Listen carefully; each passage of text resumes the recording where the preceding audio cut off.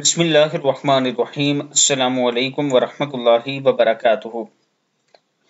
چند کلمات اور فضیلت بہت زیادہ ہے۔ ایک صحابی نے نبی اکرم صلی اللہ علیہ وآلہ وسلم سے عرض کی، مجھے کوئی بھلائی کی بات سکھا دیں۔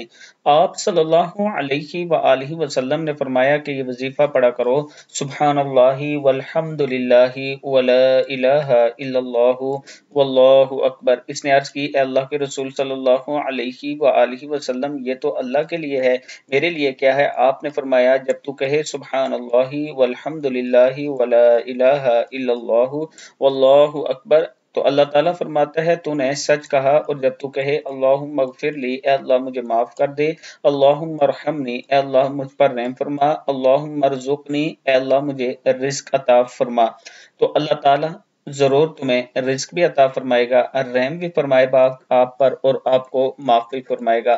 اللہ تعالیٰ ہم سب کو اس پر عمل کرنے کی توفیق دے۔